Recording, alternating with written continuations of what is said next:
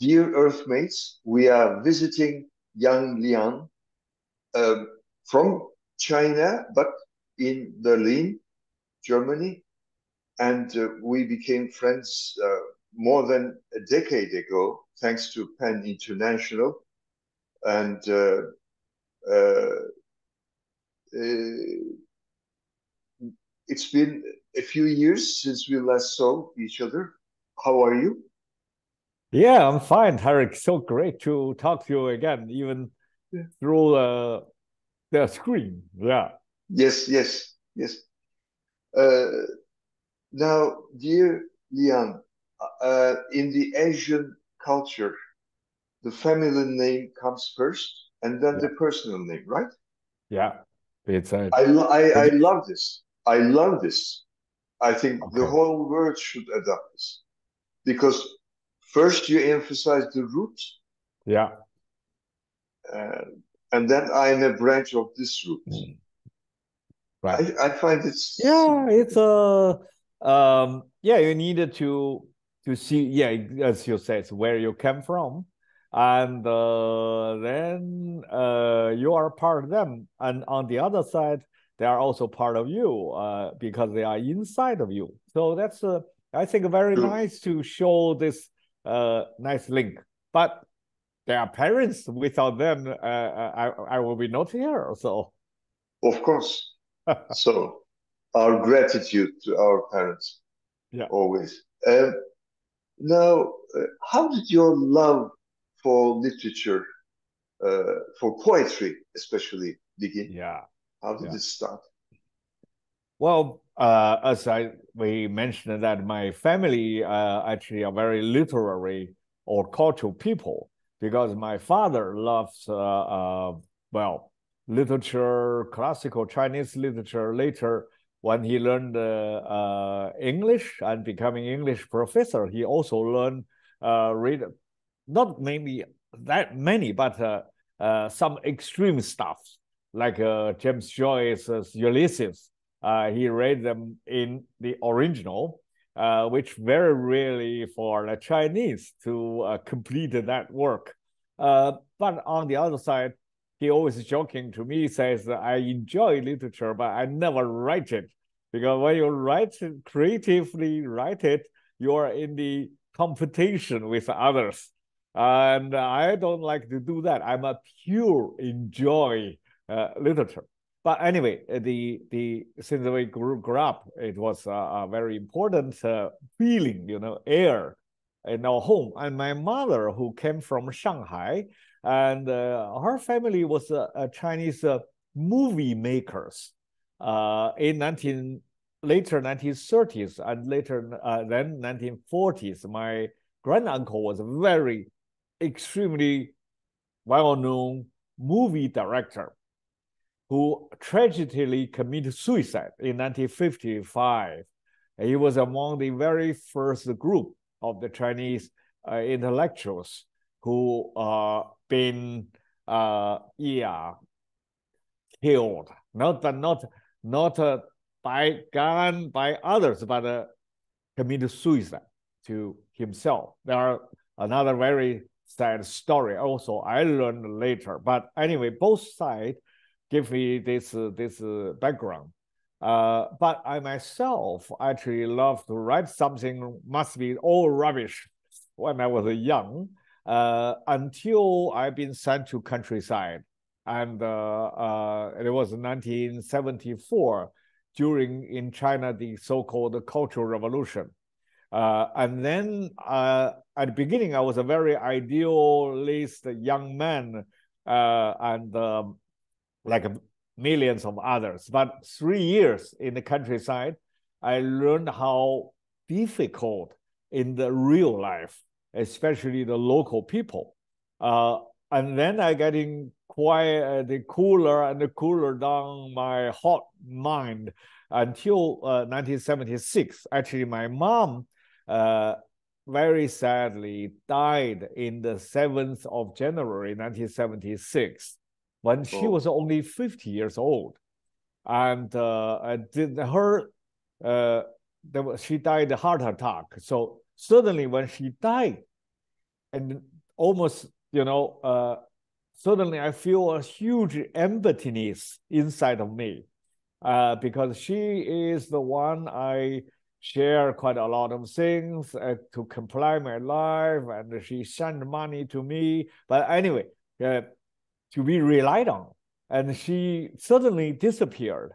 It was a very strange, very hard time. Then, just during that year, my writing actually somehow changed. The feeling is different. Words written in my pen and becoming much more meaningful, with different qualities, which is I almost to find that there's something my writing replaced my mom to continue this kind of a dialogue or exchanges. But this actually becoming like I talk to myself or questioning myself, and then finally the writing like been connected between the real life and what I wrote down. And only quite late I found this connecting like electricity, that is bring the what's the so-called the meaning of poetry to me. And since that connecting had been made, I think all the way since 1976, now 40 years, no more, 50 years about, it's always continued, never broken again. So yeah, that was the beginning point. Wonderful. And Chinese history and culture, literature, of course, an ocean, an Yeah. ocean. And I would like to read more and learn more, of course. Um, when did you move to the West? How did you make that decision? Actually, it was not my decision. It was simply based on the political happening. Uh, 1989, it was a Tiananmen Massacre happened in Beijing on the 4th of June, 1989. Well, luckily or bad luck, who knows, I was not in China at that time because I was invited by the Australian Arts Council to visit Australia, and then also invited by the University of Auckland, New Zealand, for another half year. So totally, there's 1 year project to visit Australia and New Zealand. In theory, in planning, I should go back to China in the August 1989. But on the 4th of 1989, the students already gathered on the streets in Beijing. And then during the May, just like the time now, the whole situation getting more and more intense, and the political control, the martial law, the army, the police, everything happened. And the students also getting very more and more angry. From when we were in New Zealand, even it was so far away, but we had managed to telephone the people on the Tiananmen Square every day. Many of them actually were among my old friends, and they were directly joined the leader groups of the students until the massacre happened. And so to me, this things was actually one of the many tragedies, political tragedies, happened in China all the way since 1949, and even also during my own life in 1980s. Because of that massacre happened, and also somehow partly by chance, my two books was published in China. And one is a collection of poetry, another is a small book of essays. But since I was by chance becoming a leader or an organizer of this resistance group of the Chinese people in New Zealand, so everything there was being passed to Chinese officials. My books was banned immediately, and then I had to think that day when I received this news of those two books was banned and destroyed. There was the beginning point of my life in exile. So so that was very clear decision, and also the decision had been forced to be made. And since then, there was, let's say, the life becoming an international journey. The first time I started to go to China again, it was after 1994 when I becoming a New Zealand citizen. So it's funny enough, China becoming my own foreign country, and but again, the Chinese language becoming my foreign mother tongue. It's it's an interesting link. Yeah. Very interesting. Very interesting. And when you write, do you always write in Chinese or sometimes in English as well? Or what's your preference? What do you prefer? I think for poetry, I write always in Chinese, because poetry, I think for every poet the same, is the sound or the voice of our blood or our soul.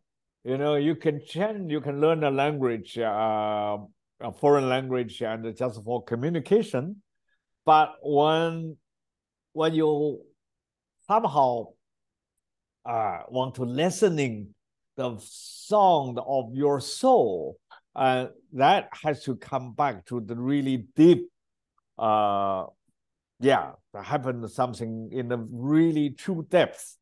So poetry, I never even think about to write in another language. But for like some lectures or short essays, I could write in so-called English.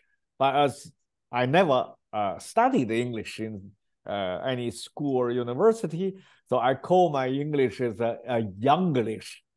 And so I write in Younglish sometimes, but only for shallower writing. Do you have connections with some poets in China? Oh, yes, a lot. I have to say that I call myself in exile from China, but I never actually exiled from Chinese language. And I am continually not only writing, but writing on the first role of the contemporary Chinese poetry. I'm also organizing because I'm also the editor of a poetry magazine titled Survivors. And this magazine actually has been founded in 1988, 1 year before Tiananmen Massacre. That time, actually, this title was given by myself. That time, this survivors means rather like on this spiritual meaning. You know, how could we survive to keep our mind sharp and deep, to keep our writing continually, experimental and touching the new field or something like that.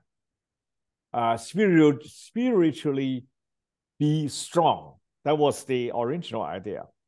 But who knows why less than 1 year when the Tiananmen Massacre happened, I have to say that is a feeling like the reality catch running behind of us and caught us and to prove his word.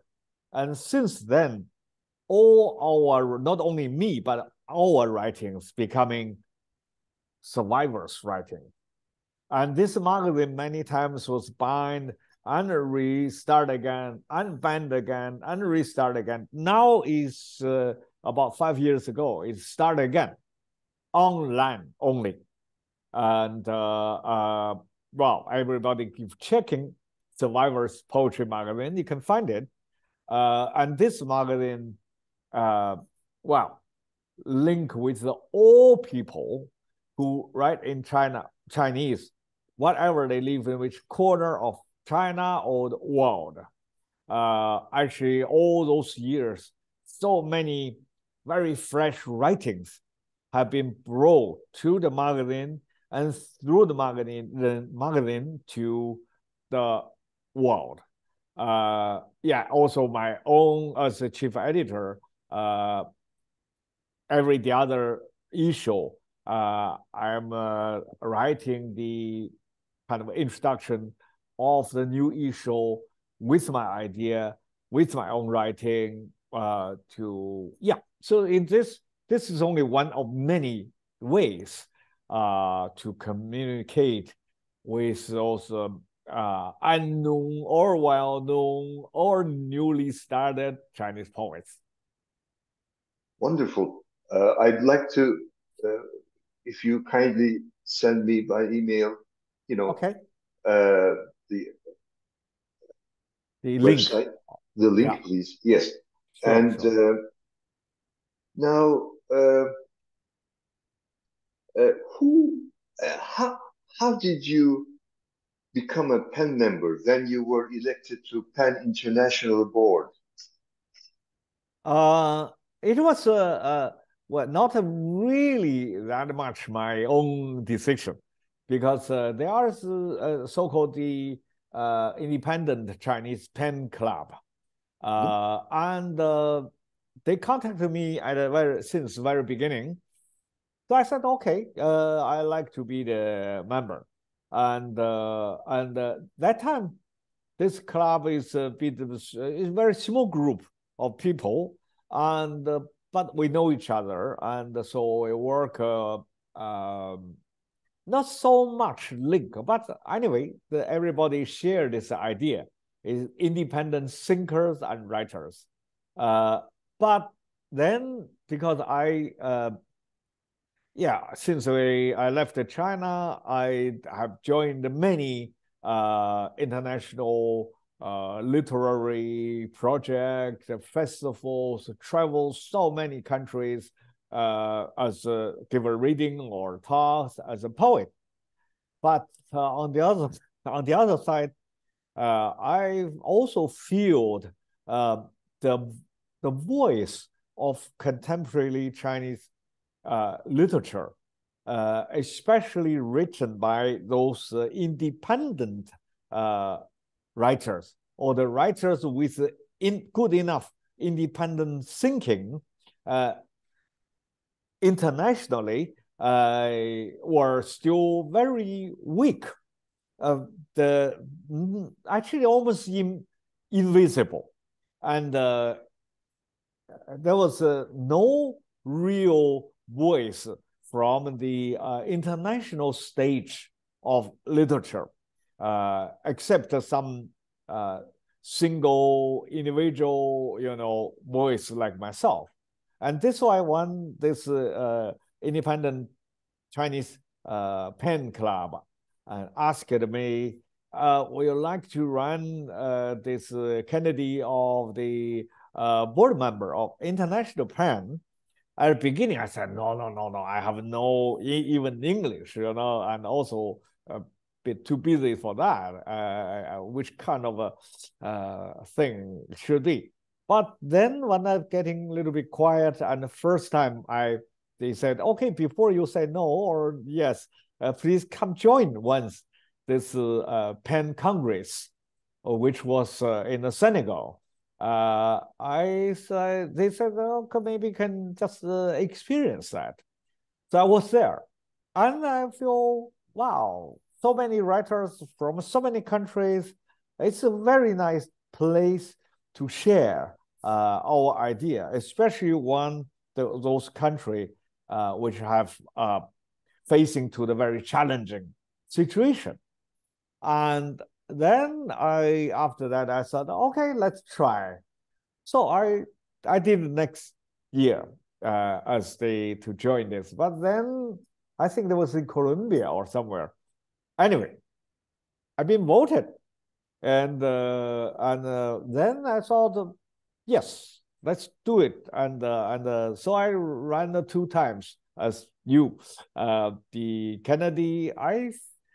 Then I think during the time when we were there, well, of course, China continually had trouble with about writers, the journalists or something, but we did always speak out in a clear way.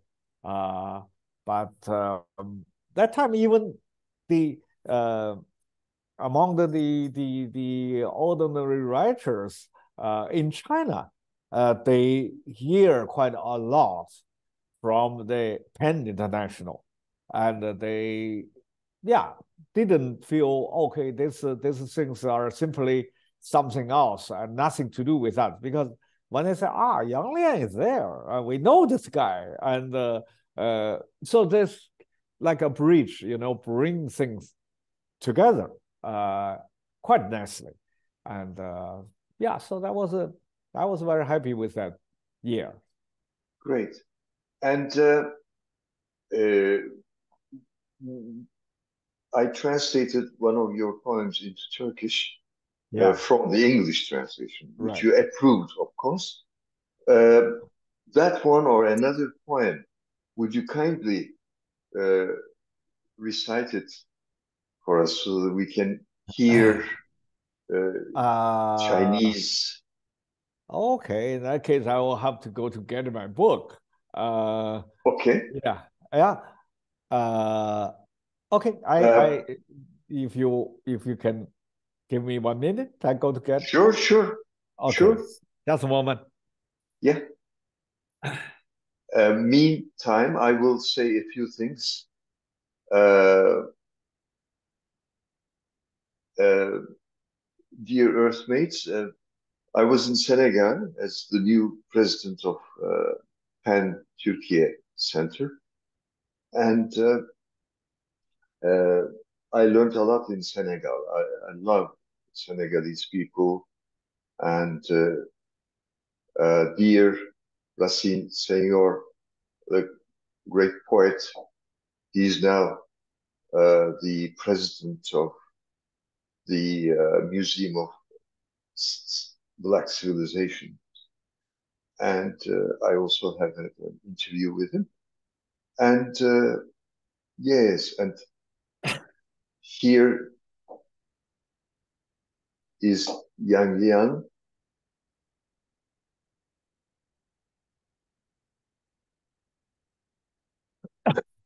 Oh, sorry. Yes, Yeah. please. Okay. This poem has quite an interesting story, because the Ai Weiwei, now internationally very well known artist, uh, but he was in China in the 2008, and uh, maybe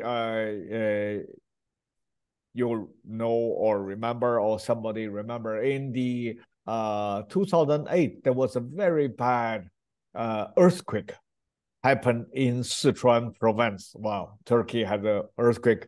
The earthquake was so big but the worst tragedy was the so many school buildings was collapsed, and immediately more than 5,000 kids killed, 5,000, and there was clearly something to do with the corruptions.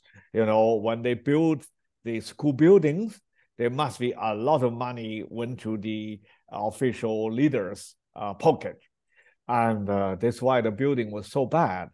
Ai Weiwei went to Sichuan and trying to check out what's happened in the there.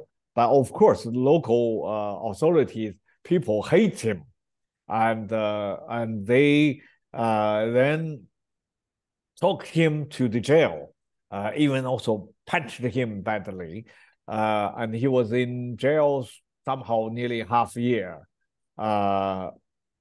This poem was written during the time when he was in jail, and the title of the poems, the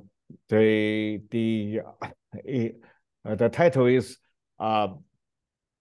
a sunflower seeds lines of negation, because Ai Weiwei has one huge installation. It's called the sunflower seeds, and there was tons of the sunflower seeds. Actually, was made with the porcelain, and every piece was actually hand painted like a sunflower seed. And when I thought about him, and he was in the jail, I've been thinking that he almost is one of those millions of sunflower seeds, and as the person of human being, and he so somehow I made this poem like the sunflower seed speaks out on Wonderful. himself. Yeah, and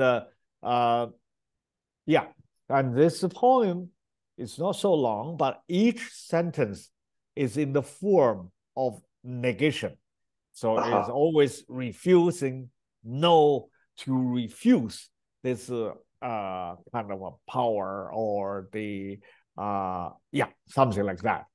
So you have also one of the as a good gift. When after the poem was written, I invite some poets in different languages to translate this poem into their own languages. So when Ai Weiwei finally came out from jail and we met, I handed the original poems together. That time was 14 different translations. Wonderful. To him as a gift, and your Turkish was among them, and he was very moved, and so this was one thing. Nice story. Yeah. Okay, the poems the sounds like this.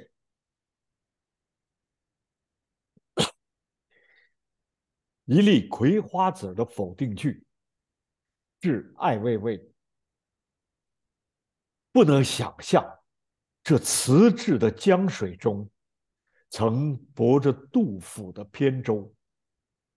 我不认识月光，只看见诗句的皎洁在一行行衰减，至无人，至象征。谈论一切，又回避一切。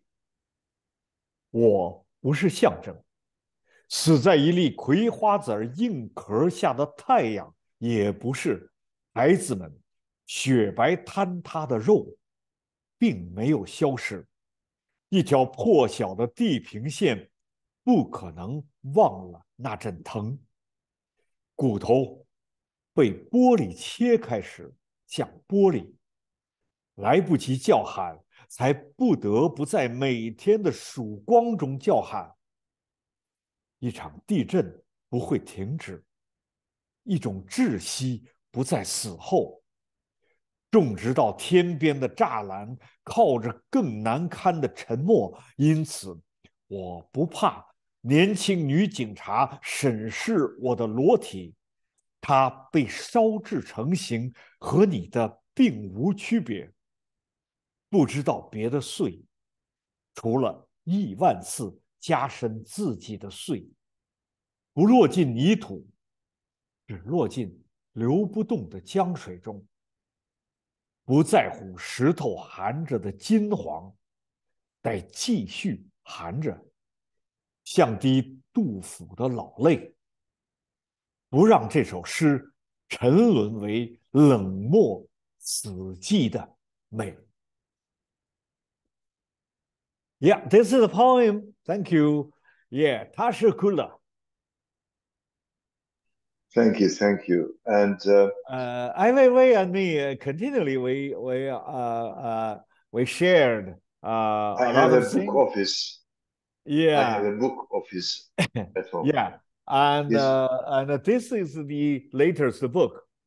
Mm. Uh, the cover designed by Wei Wei, Oh, and just came out from England.